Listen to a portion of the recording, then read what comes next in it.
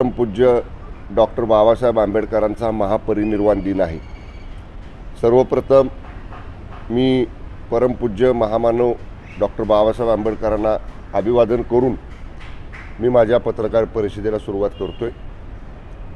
आज नियोजित दौरा सीमावर्ती भागासाठी जे दोन समन्वयक मंत्री राज्य सरकारने विशेषतः माननीय मुख्यमंत्री उपमुख्यमंत्री महोदयांनी नियुक्त केलेले आहेत।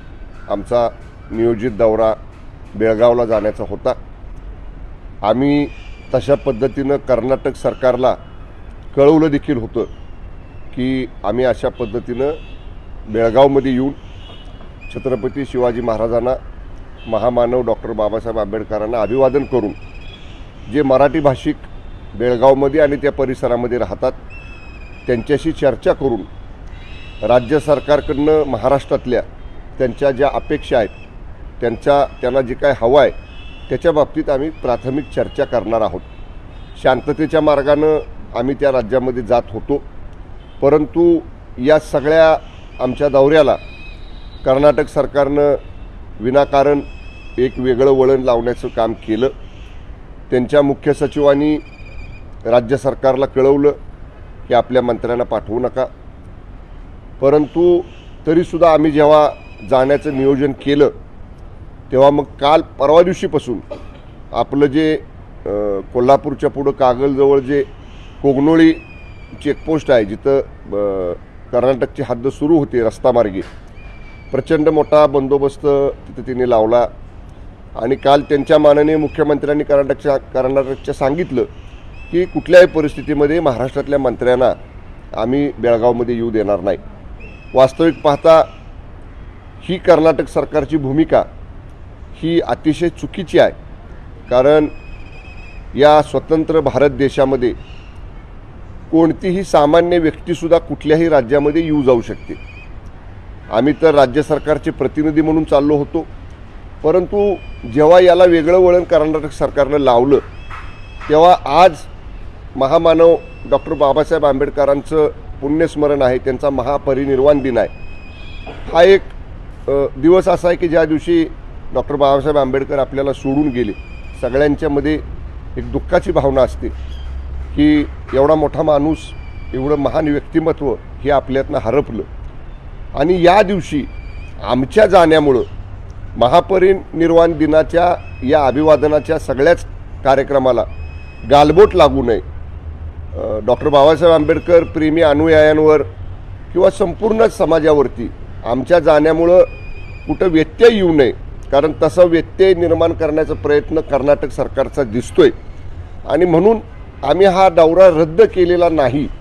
हा दौरा आम्ही केवळ पुढं ढकललेला आहे। जायचं बेळगावमध्ये तिथल्या लोकांना भेटायचं हे तर आमच्या अजेंड्यावरती आहेच, परंतु आजच्या दिवशी जात असताना या महामानव डॉक्टर बाबासाहेब आंबेडकरांच्या पुण्यस्मरणाच्या अभिवादन कार्यक्रमात त्याला गालबोट लागू नये, सर्व तिथल्या लोकांच्या किंवा सर्व समाजाच्या लोकांच्या भावनांना ठेच पोचू नये या उद्देशानेच आम्ही हा दौरा पुढे ढकललेला आहे। लवकरच आम्ही या बाबतीतलं चर्चा मी आणि माननीय चंद्रकांत दादा आम्ही करू आणि आम्ही या दौऱ्याला निश्चितपणानं जाऊ। हा एक विषय मी पहिलं माझं बोलतो, मग आपण प्रश्न विचारा। राहता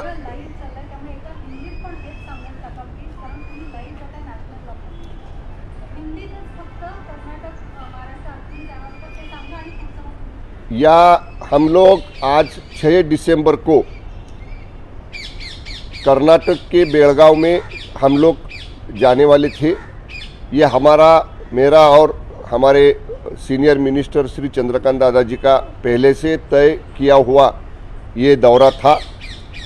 ऑफिशियली हमारे गवर्नमेंट की तरफ से हमने कर्नाटक गवर्नमेंट को ये इंटीमेशन दी थी, ये इन्फॉर्मेशन दी थी कि हमारे 2 मंत्री बेळगाव में आ रहे हैं।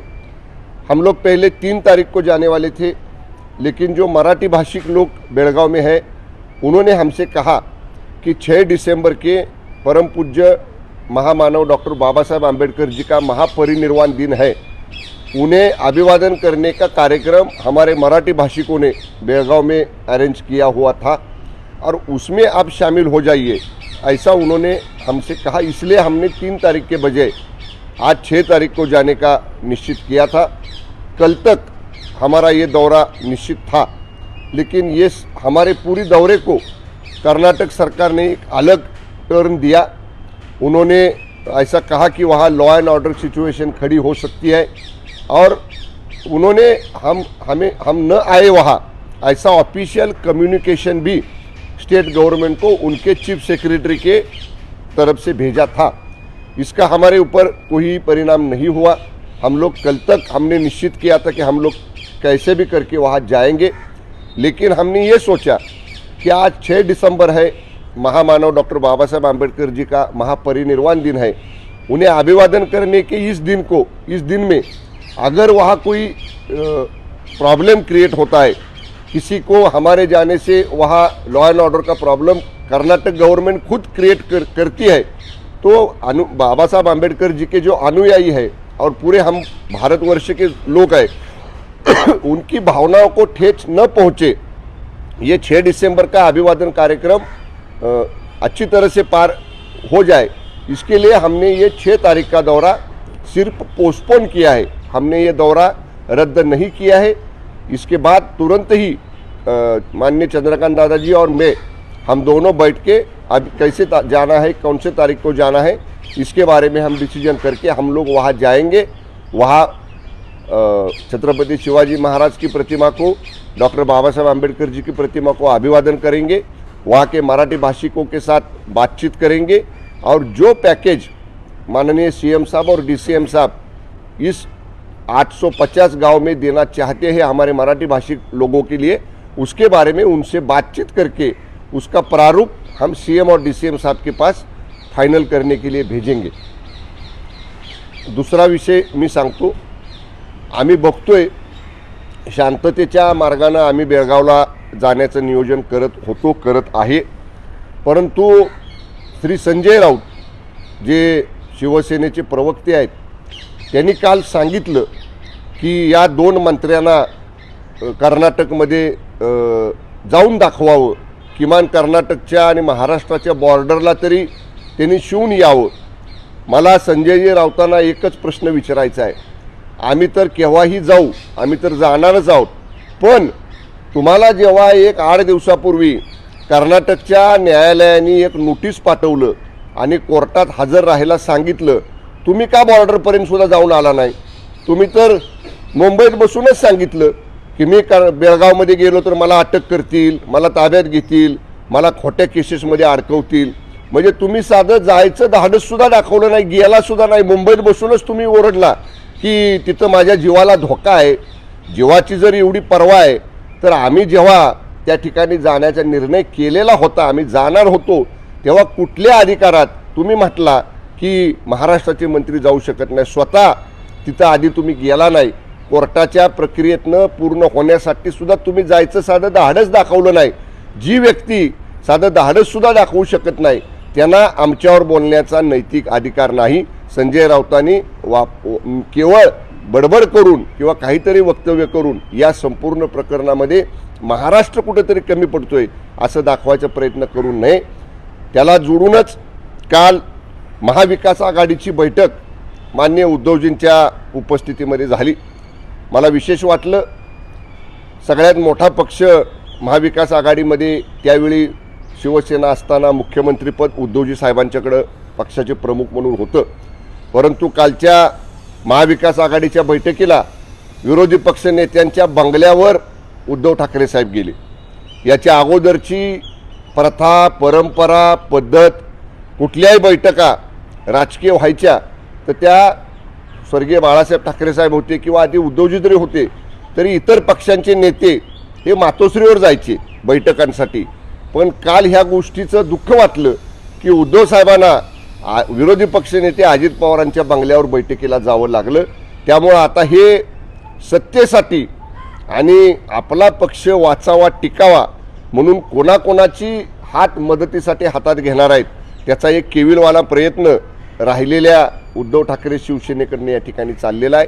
उद्धव साहेबांचं एक वाक्य कालच्या पत्रकार परिषदेमध्ये होतं की कर्नाटकमध्ये जायची महाराष्ट्रातल्या मंत्र्यांची आणि महाराष्ट्राच्या सरकारची हिंमत नसेल तर मी महाराष्ट्र सरकारसुद्धा चालवून दाखवतो आणि कर्नाटकमध्ये जाऊनसुद्धा दाखवतो। आम्हाला ठाकरे परिवाराबद्दल आदर आहे, वंदनीय बाळासाहेब ठाकरे साहेबांच्याबद्दल आदर आहे। वंदनीय बाळासाहेब ठाकरे साहेब एक आमचं आदराचं व्यक्तिमत्व होतं। पण उद्धव साहेब, आदित्य साहेब कुठल्या आंदोलनात कधी सहभागी झाले हो? कुठल्या आंदोलनामध्ये ह्यांच्यावर कधी गुन्हे दाखल झाले? आम्ही शिवसैनिकांनी रस्त्यावर उतरायचं, आम्ही लाट्याकाट्या खायच्या, आमच्यावर गुन्हे दाखल व्हायचे, आम्ही न्यायालयीन प्रक्रिया पूर्ण करायच्या। ह्यांनी फक्त मातोश्रीमध्ये बसून आम्हाला आदेश सोडायचे, इथं आंदोलन करा, तिथं मोर्चा काढा। मला तरी आठवत नाही 97 सालापासून मी शिवसेनेमध्ये आहे, 97 पासून आज 2022 पर्यंत एकही मोर्चा, एकही आंदोलन, एकही कुठं अशा पद्धतीचे पोलीस केस ही माननीय उद्धवजींच्यावर किंवा आदित्यजींच्यावर झालेली आम्ही पाहिली नाही। आणि अशा व्यक्तींनी आता मी महाराष्ट्र चालवून दाखवतो। साहेब 2.5 वर्ष महाराष्ट्र चालवायला आपल्या हातामध्ये दिला होता। 2.5 वर्षातली 2.25 वर्ष तुम्ही महाराष्ट्र ऑनलाईन चालवला, तुम्ही महाराष्ट्र फेसबुक लाईव्हवर चालवला, तुम्ही मंत्रालयात कधी आला नाहीत, तुम्ही वर्षाची दारं आमदारांना मंत्र्यांना कधी उघडी केली नाहीत। तुमच्या जवळ जी 4-5 लोक असायची त्यांनाच घेऊन 2.5 वर्ष तुम्ही या ठिकाणी सरकार चालवलं आणि त्याच्या विरुद्ध एक उद्रेक झाला, त्याच्या विरुद्ध एक उठाव झाला आणि लोकमतानं, लोकशाहीच्या मार्गानं तुम्हाला सत्तेमधनं बाहेर जावं लागलं। आणि म्हणून आता तुम्हाला सत्ता नसल्यामुळं नैराश्य आलेलं आहे। आणि आपण जे साहेब म्हणताय की मी महाराष्ट्र चालवून दाखवतो, साहेब 2.5 वर्ष महाराष्ट्र चाललेला आम्ही पाहिलंय। आपल्या मंत्रिमंडळामध्ये आम्ही राज्यमंत्री होतो, भले नाममात्र राज्यमंत्री होतो, आम्हाला काही अधिकार तुम्ही शेवटपर्यंत कधी दिले नाहीत।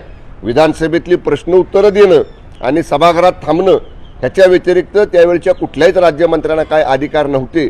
पण 2.5 वर्षात सरकार तुम्ही चालवत होता का राष्ट्रवादी काँग्रेस पक्षाचे उपमुख्यमंत्री अजितदादा पवार चालवत होते? हे त्यावेळी सरकारमध्ये असणाऱ्या सगळ्या घटकांनी पाहिलेलं आहे। त्यामुळे आता सरकार चालवायची आणि कर्नाटकला जायची भाषा उद्धव ठाकरे साहेबांच्या तोंडात शोभत नाही। जरूर महाराष्ट्राचे जे आत्ताचे मुख्यमंत्री आहेत एकनाथजी शिंदे साहेब, ह्यांना 40 दिवस सीमा भागातल्या लढ्यासाठी जेल झालेली आहे। भुजबळ साहेबांच्या नेतृत्वाखाली जेव्हा शिवसेनेचं तुकडी बेळगाव कर्नाटकच्या सीमा प्रश्नासाठी बेळगावमध्ये गेली तेव्हा माननीय शिंदे साहेबांनी स्वतः सांगितलेलं आहे की मी त्या ठिकाणी आम्हाला जेलमध्ये टाकलं। 40 दिवसानंतर स्वर्गीय धर्मवीर आनंद दिघे साहेबांनी या सगळ्या लोकांचा बेल केला आणि तेव्हा 40 दिवसानंतर हे लोक बाहेर आले। शिंदे साहेब 40 दिवस जेलमध्ये राहिलेले आहेत। जे संजय राऊत आमच्या सरकारचं, आमच्या मुख्यमंत्र्यांबद्दल बोलतात ते कधी बेळगाव सीमा प्रश्नावरती 4 तास तरी जेलमध्ये राहिलेत का? याचं उत्तर संजय राऊतांनी अगोदर द्यावं। केवळ बडबडायचं, केवळ बोलायचं, नाहक बोलायचं, अर्थहीन बोलायचं आणि या संपूर्ण प्रकरणाला एक वेगळं वळण लावायचं काम संजय राऊत आणि उद्धव ठाकरे सेनेकडनं चाललेलं आहे। आम्ही शिंदे साहेबांच्या आणि फडणवीस साहेबांच्या नेतृत्वाखाली लवकरच हा सीमा प्रश्न सोडवण्यासाठी जे करावं लागेल ते करण्याची महाराष्ट्र सरकारची तयारी आहे। धन्यवाद।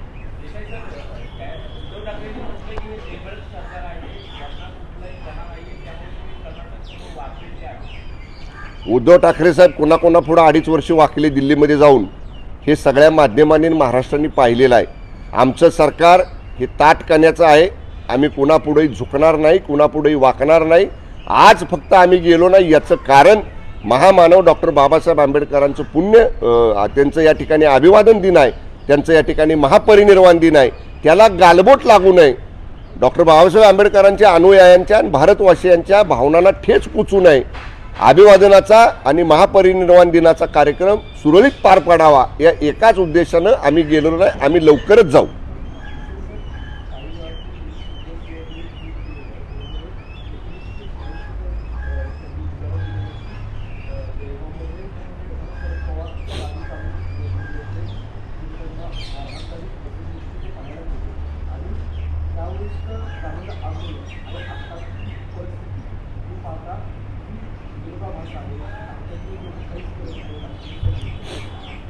पवार साहेबांच्याबद्दल पुऱ्या महाराष्ट्राला आदर आहे।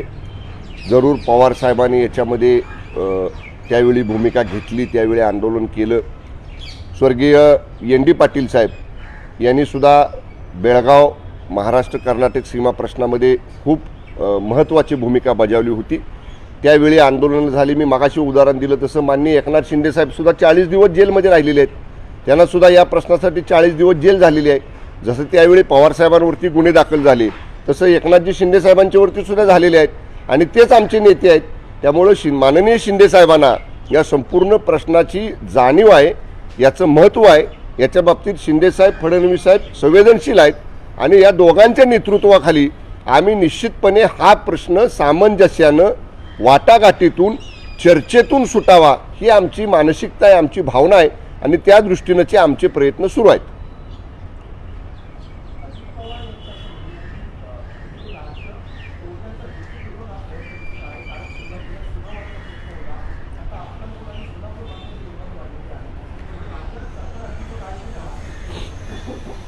मी काही काळ मागची 2.5 वर्ष राज्याच्या गृह विभागाचा राज्यमंत्री ग्रामीणचा होतो। मी या गोष्टीवरती गेली महिनाभर झाला विचार करतोय की जेव्हा महाराष्ट्र कर्नाटक सीमा प्रश्नावरची उच्चस्तरीय समितीचं पुनर्गठन झालं, त्याचा विस्तार झाला, त्याची पहिली बैठक 2 तास जवळजवळ माननीय CM DCM साहेबांनी मुंबईमध्ये घेतली आणि जेव्हा महाराष्ट्र सरकार एक एक पाऊल पुढे टाकते हा प्रश्न सोडवायसाठी, तेव्हा गेल्या महिन्याभरामध्ये आपल्याला ह्या गोष्टी पुढे आलेल्या दिसत आहेत की कुठं अक्कलकोट भागातल्या लोकांना पुढं कर, कुठं जत भागातल्या लोकांना पुढं कर, कुठं सुरगाणा नाशिक भागातल्या लोकांना पुढं कर। त्यामुळं मी आता माझ्यातला त्यावेळचा गृहराज्यमंत्रीपदाची भावना थोडीशी जागी झाली। याच्यावर खोलवर जाऊन चौकशी केली पाहिजे। यांना कोण उचकवतंय का, यांना कोण मुद्दाम असं करायला लावतंय का, या सुद्धा गोष्टीचा विचार होणं गरजेचं आहे। आणि जत भागातलं म्हणाल तर माननीय उद्योगमंत्री उदय सामंत साहेब काल दिवसभर जत भागात होते।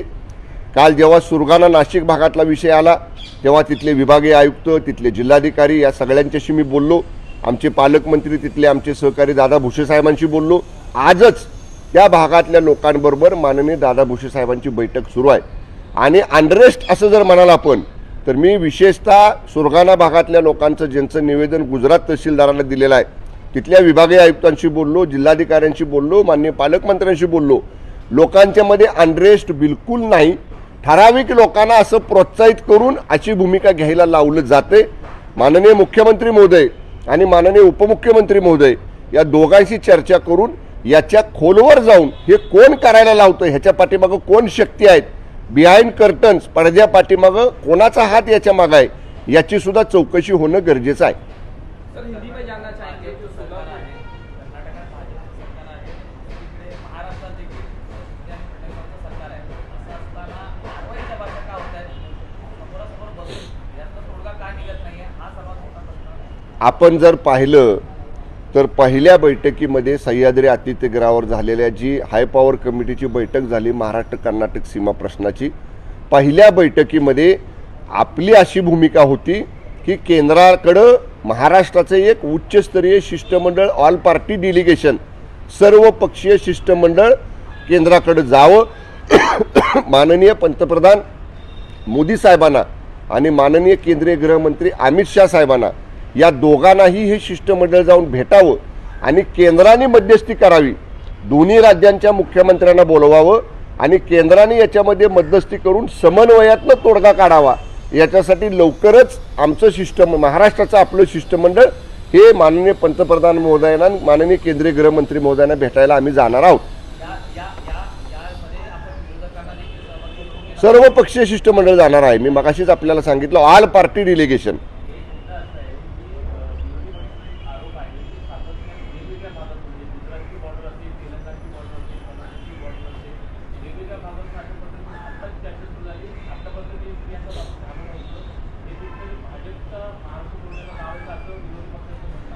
उद्या ना चौकशी।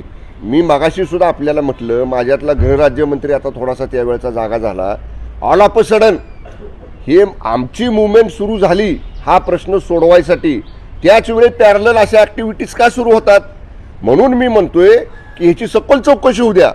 याच्या पाठीमागं पडद्यामागं कोण आहे, कोण ह्या लोकांना प्रोत्साहित करते, कोण ह्या लोकांच्या भावना भडकवते, ह्याचं दूध का दूध पाणी का पाणी चौकशीत होऊ द्यात। तो अधिकार चौकशी करण्याचा मला नाही, परंतु मी माननीय मुख्यमंत्री महोदयांना, उपमुख्यमंत्री महोदयांनी विनंती करेन की जिथं जिथं अशा बाबी सुरू झाल्या आहेत त्याची खोलवर चौकशी व्हावी आणि ह्याच्या पाठीमागं कोण आहे ह्याचा निश्चितपणानं शोध लावला गेला पाहिजे.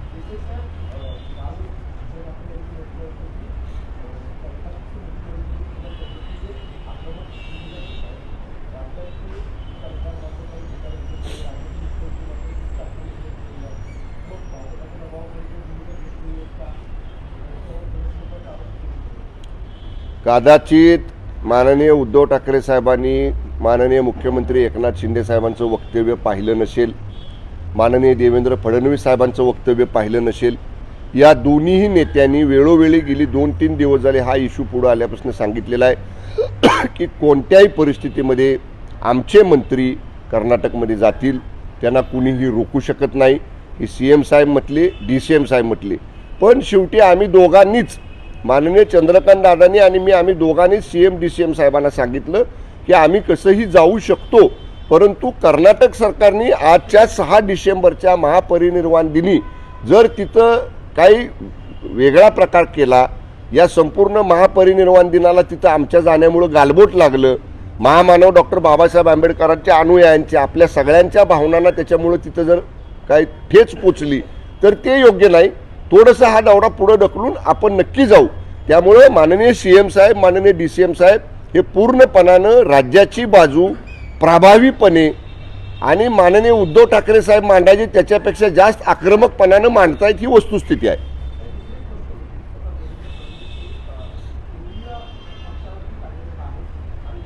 केंद्रीय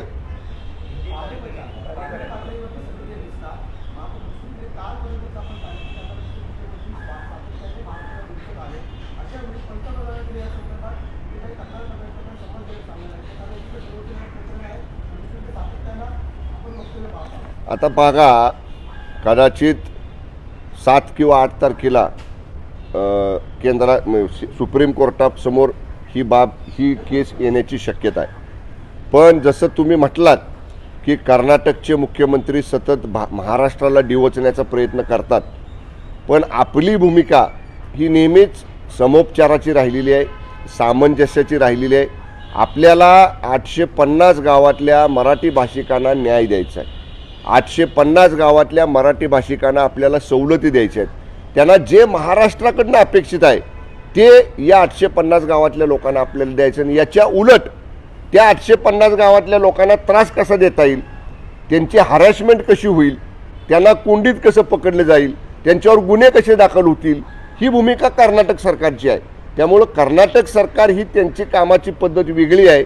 आपण आपल्या लोकांना तिथल्या सवलती देण्यासाठी, त्यांना जे जे आपल्याकडनं हवं आहे ते देण्यासाठी आपण नेहमी कार्यरत आहोत.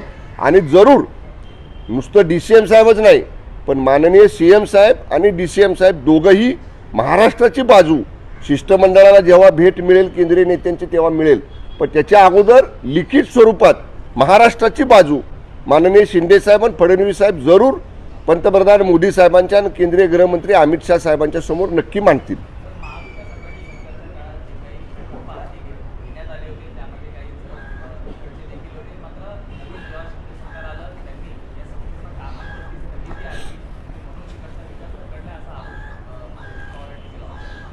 आता दादा त्या सरकारमध्ये सुद्धा उपमुख्यमंत्री होते, अर्थमंत्री होते, मी सुद्धा अर्थ राज्यमंत्री त्या मंत्रिमंडळामध्ये होतो. आपण त्या काळामध्ये, मला एक प्रश्न विचारायचा आहे, प्रशासकीय मान्यता, म्हैसाळ टप्पा 2 विस्तार योजना कृष्णा खोरेमधली, त्याला तांत्रिक मान्यता, प्रशासकीय मान्यता, आर्थिक तरतूद का बरं केली नाही? आता जे दादा म्हणतात की त्याला स्टे दिला, मी आपल्याला जबाबदारीनं सांगतो की म्हैसाळ टप्पा 2 विस्तार योजना जी कृष्णा खोऱ्यामधली आहे, जी जत भागातल्या गावांना बारमाही पाणी देणार आहे, त्याला प्रशासकीय मान्यता मागच्या सरकारमध्ये मिळाली नव्हती, त्याला आर्थिक तरतूद मागच्या सरकारमध्ये झालेली नव्हती. माननीय शिंदेसाहेब आणि फडणवीस साहेब या दोघांनी त्याला तांत्रिक मान्यता, प्रशासकीय मान्यता देऊन तातडीने मंत्रिमंडळापुढे तो प्रस्ताव आणायचे आदेश दिलेले आहेत. कदाचित या किंवा पुढच्या मंत्रिमंडळाच्या बैठकीमध्ये तो विषय येईल. एवढंच नाही तर सप्लिमेंटरीमध्ये आता जे डिसेंबरमध्ये पुरवणी मागण्या येणार आहेत त्याच्यामध्ये या म्हैसाळ टप्पा 2ला तरतूद करून त्याला आर्थिक निधीसुद्धा उपलब्ध करून देण्याची भूमिका किंवा देण्याचा निर्णय शिंदे साहेबांनी आणि फडणवीस साहेबांनी घेतलेला आहे. जे दादांच्या काळात झालं नाही ते शिंदे साहेबांच्या आणि फडणवीस साहेबांच्या काळात आपण केलेलं आहे. काल उद्धव ठाकरे वारंवार आवर्जून बोलले की जर तुमच्याकडून काही होत नसेल सांगितलं मगाशी, तुम्ही उशिरा आला. मगाशी सांगितलं मी. ऐका, कोणाकडनं तरी घ्या ना. सर हिंदी में जानना चाहिए हिंदी में जानना चाहिए सोलापूर महापुरुष आहे त्यांच्या विरुद्ध अपमान केला जाईल या विरोधात महाराष्ट्रात 17 तारखेला एक मोर्चा काढत आहे आझाद मैदानात. कसं पाहताय? आम्ही वेळोवेळी सांगितलेलं आहे, छत्रपती शिवाजी महाराज हे महाराष्ट्राचं नव्हे तर संपूर्ण हिंदुस्थानाचं आराध्य दैवत आहे. छत्रपती शिवाजी महाराजांचा झालेला अवमान, केलेला अवमान कुणीही व्यक्ती कधीही सहन करणार नाही. या वक्तव्याबद्दल आम्ही तीव्र शब्दामध्ये आमची सगळ्यांची नाराजी व्यक्त केलेली आहे. आता त्या वक्तव्याचं संदर्भ देत महाविकास आघाडी मोर्चा काढणार आहे असं कालच आम्ही ऐकलं. त्यांच्याही भावना आमच्या भावनेसारख्याच आहेत की महामानवांचा किंवा परमपूज्य डॉक्टर बाबासाहेब आंबेडकर असतील, महात्मा ज्योतिबा फुले असतील, छत्रपती शिवाजी महाराज असतील, यांचा अवमान कुणी जरी केला तरी महाराष्ट्रात आपण ते सहन करणार नाही. आणि या माननीय राज्यपालांच्या छत्रपती शिवाजी महाराजांबद्दलच्या वक्तव्याबद्दल आम्ही सुद्धा त्याच्याबद्दलची नाराजी व्यक्त केलेली आहे. आणि निश्चितपणे या ज्या गोष्टी आहेत त्या ज्या वरिष्ठांच्याकडं व्यक्त करायच्या आहेत त्या वरिष्ठांच्याकडे आम्ही व्यक्त देखील केलेले आहेत. ते मोर्चा काढतायत, जरूर लोकशाहीमध्ये त्यांना अधिकार आहे, त्याने तो काढावा. उद्धव ठाकरे ने कल बयानबाजी की है खास करके बॉर्डर्स को लेकर.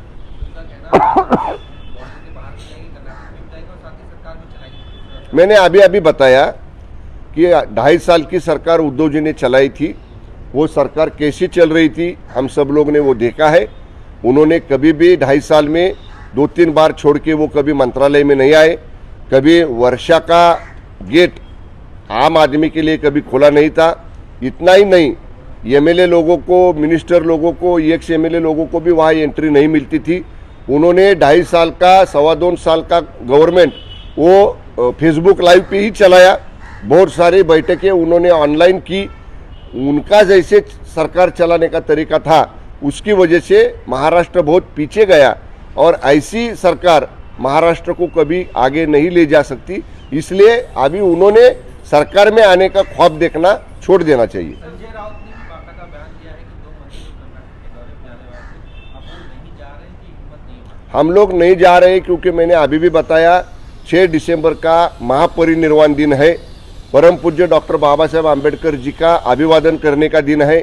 हमारे जाने की वजह से वहाँ कोई लॉ एंड ऑर्डर सिचुएशन खड़ा न होए, वहाँ के आम्बेडकर अनुयायियों को और पूरे वहाँ के लोगों की भावनाओं को ठेस न पहुँचे, ये महापरिनिर्वाण दिन का कार्यक्रम अच्छी तरह से शांतता से वहाँ का संपन्न हो जाए, इसलिए हमने पोस्टपोन किया है. हमने कैंसिल नहीं किया है.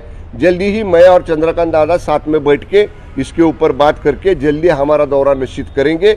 और जब जो संजय राउत जी कह रहे कि हमारे में हिम्मत नहीं है, तो हमें उनको पूछना है, आपको जब पिछले 8-10 दिन में कर्नाटक के कोर्ट का समन्स आया, आपको वहाँ पे बुलाया था, तब आपने क्यों बवाल खड़ा किया कि मेरे को वहाँ जाने से धोखा हो सकता है, मुझे अरेस्ट की जा सकते है, मेरे ऊपर कोई खटला किया जा सकता है. ऐसी बात क्यों की आपने? आप डर के वजह से ही ऐसी बात आपने की है. आप खुद ही वहाँ जाने को डरते हैं. हम तो कभी डरेंगे नहीं, हम तो कभी भी वहाँ जाएंगे. लेकिन संजय राउत ने वहाँ क्यों नहीं गए, इसका पहला उत्तर देना चाहिए. संजय राउत का ये कहना है कि वो जो कोर्ट से समन आया है 2018 का वो मामला है, अब जाके नोटिस आ रही है. कहीं ना कहीं न्यायालय और जो सरकार है कहीं ना कहीं सवाल के घेरे में आती है कि इतने पुराने मामले में अब जाके उनको नोटिस क्यों आ रही है. देखिए कोर्ट का प्रोसीजर हम सब लोग जानते हैं. जब कोई गुनाह दाखिल होता है और उसका चार्जशीट कोर्ट में जाता है, तभी आपको कोर्ट में सामने पेश होना पड़ता है. वो जुडिशियल प्रोसीजर है, वो प्रोसीजर का एक भाग है. अभी पहले क्यों नहीं दिया, अभी क्यों नहीं दिया, कोर्ट के मैटर सीरियल नंबर से आते हैं. पहले जिसके ऊपर हुआ उसको पहले बुलाया जाता है, बाद में जिसके ऊपर हुआ बाद में उसको बुलाया जाता है. संजय राउत जी इतने बड़े पेपर के संपादक है, 10-15 साल एमपी रह चुके हैं, उनको ये प्रोसीजर मालूम होना चाहिए. खाली खुद को बहुत बड़ा बताना, मैं कुछ बहुत नेशनल लीडर हूँ और मैं वहाँ जाने के बाद उसमें मेरे को धोखा हो सकता है, खुद को बहुत बड़ा करके पेश करने का एक कोशिश संजय राउत कर रहे हैं, उसके इतना उसको महत्व देना नहीं चाहिए। सोलापुर के जो अत्रक के 11 ग्राम पंचायत ने लिखित में कहा है कि हमें मूलभूत सुविधा नहीं मिल रही है महाराष्ट्र में, तो हम कर्नाटक में जाना चाहते हैं। देखिए, हमारे वहाँ के विधायक श्री कलशेट्टी जी, सचिन कलशेट्टी जी वहाँ गए थे, उन्होंने लोगों से बात की है। एक बात मुझे आपसे कहनी है, उनके ग्राम पंचायत का रेजोल्यूशन नहीं है। जो आम सभा होती है गांव की, पूरा गांव इकट्ठा होता है और गांव यूनानिमसली कोई डिसीजन लेता है, ऐसा कुछ डिसीजन नहीं हुआ है। खाली कोई पेपर पे 10-12 लोग का सिग्नेचर लेके उन्होंने कोई निवेदन दिया है। फिर भी हमारे महाराष्ट्र के लोगों को जो सुविधा चाहिए, जो पहले नहीं हुई है, वो देने के लिए वहाँ हमारे खुद के मंत्री श्री उदय सामंत जी कल गए थे। हमारे वहाँ के एमएलए सचिन कलशेट्टी जी भी वहाँ उनसे बात कर रहे हैं। उनको जो जो सहूलतियाँ देनी है वो देने के लिए हम जरूर उसका प्रपोजल जल्दी तैयार करेंगे। आज कर्नाटक के मुख्यमंत्री ने वापस कहा है कि ये जो बॉर्डर डिस्प्यूट है इसमें महाराष्ट्र कंट्रोवर्सी क्रिएट करने की कोशिश कर रहा है, जबकि कर्नाटक को कॉन्फिडेंस है कि सुप्रीम कोर्ट में वो ये मामला जीत जाएगा। इसे आप कैसे देखते हैं? जैसे उन्हें कॉन्फिडेंस है उसी तरह हमें भी कॉन्फिडेंस है। जब से मेरा अपॉइंटमेंट और चंद्रकांत दादा का अपॉइंटमेंट ये कोऑर्डिनेटर मिनिस्टर की तरफ से हुआ है, मैं हर दिन दिल्ली के सीनियर काउंसिल से बात करता हूँ, वीडियो कॉन्फ्रेंस करता हूँ, उनको जो डॉक्यूमेंट्स देने के वो देता हूँ। पूरा वो जो सेट है वो मैंने खुद पढ़ा है। हमारा कर्नाटक से कहीं अच्छा स्ट्रांग पोजीशन हमारी है। सीनियर काउंसिल हरीश साल्वे जी है, श्री वैद्यनाथन जी है, श्री द्विवेदी है, हमारे advocate on record Shri Shivajirao Jadhav है। पूरा माइंड अप्लाई करके ये केस जितनी स्ट्रांग तरफ से हम प्लीड करें, ये हमारा काम चल रहा है। जैसे उन्हें विश्वास है उससे 100 गुना ज़्यादा विश्वास महाराष्ट्र को है कि हमारी बाजू वहाँ न्याय बाजू है और हमको ही सुप्रीम कोर्ट की तरफ से न्याय मिलेगा। लेकिन कर्नाटक बार बार ये कह रहा है कि महाराष्ट्र ही कंट्रोवर्सी क्रिएट करने की कोशिश कर रहा है, जहाँ की महाराष्ट्र खुद आज बसवराज बोम्मई ने वापस कहा है कि महाराष्ट्र खुद अपने लोगों को जस्टिस नहीं दे पा रहा है, बेसिक सुविधाएं नहीं दे पा रहा है और खुद जो बॉर्डर इशू है उसमें कंट्रोवर्सी क्रिएट कर रहा है। देखिए मैडम, जो 850 गांव बॉर्डर के इलाके के हैं, डिस्प्यूटेड एरिया के हैं, वहाँ के लोगों का जनमत अगर हम लोग जाके देखें तो वहाँ के 90% लोगों का कहना है कि हमें महाराष्ट्र में रहना है, हमें मराठी चाहिए। वो मराठी भाषिक लोग हैं पहले से, इसीलिए श्री कर्नाटक के मुख्यमंत्री का बयान ये पूरी तरह से सच नहीं है। वहाँ के लोगों का कहना है जैसे महाराष्ट्र चाहता है वो हमारे महाराष्ट्र में आए। वहाँ के 850 गांव के लोग कहते हैं कि हमें सुविधा महाराष्ट्र की तरफ से चाहिए, इसीलिए उनसे बातचीत करने के लिए हम लोग जा रहे थे आज। लेकिन जल्दी हम लोग जाएंगे, उनसे बात करेंगे और उनको जो सहूलतियाँ देनी है, जो सुविधाएं देनी है, उसका प्रस्ताव सीएम और डीसीएम साहब के सामने हम लोग रखेंगे। ओके। अपोजिशन से कह रहा है कि कर्नाटक में चुनाव आने वाले हैं, जिसकी वजह से बॉर्डर के इशू निकाला गया, क्योंकि सारे मामले सुप्रीम कोर्ट में है।